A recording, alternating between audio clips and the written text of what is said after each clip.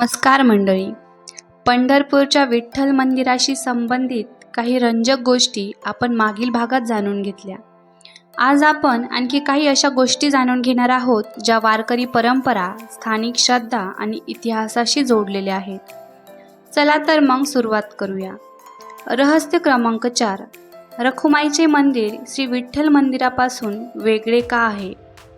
पंढरपूरला प्रथमच जाणाऱ्या अनेक भाविकांना एक गोष्ट लक्षात येते. विठ्ठल आणि रखुमाई यांची मंदिरे एकमेकांच्या अगदी शेजारी नसून वेगवेगळी आहेत. यामागे एक प्रसिद्ध लोककथा सांगितली जाते. श्रद्धेनुसार एकदा देवी रखुमाई भगवान विठ्ठलावर रुसल्या आणि पंढरपुरात वेगळ्या ठिकाणी जाऊन राहिल्या. त्यानंतर त्यांचे मंदिर स्वतंत्र झाले अशी वारकरी परंपरेतील समजूत आहे. इतिहासकार मात्र याकडे वेगळ्या दृष्टीने पाहतात. त्यांच्या मते मंदिराचा विस्तार वेगवेगळ्या काळात झाला आणि त्यामुळे दोन्ही मंदिराची रचना स्वतंत्र स्वरूपात विकसित झाली.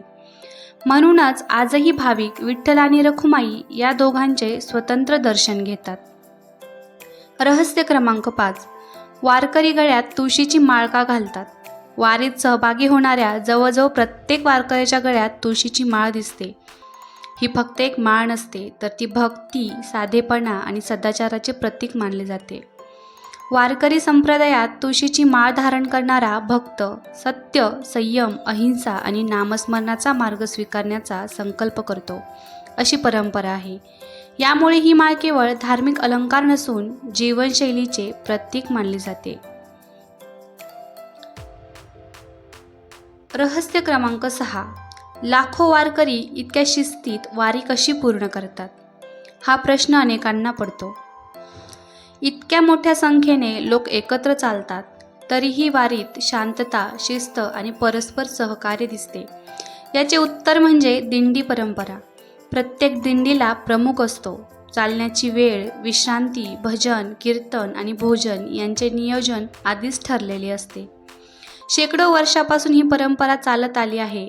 आधुनिक व्यवस्थापनालाही प्रेरणा देईल अशी ही शिस्त आजही टिकून आहे. मंडळी, आज आपण आणखी 3 महत्त्वाच्या गोष्टी जाणून घेतल्या, पण अजून एक रहस्य बाकी आहे.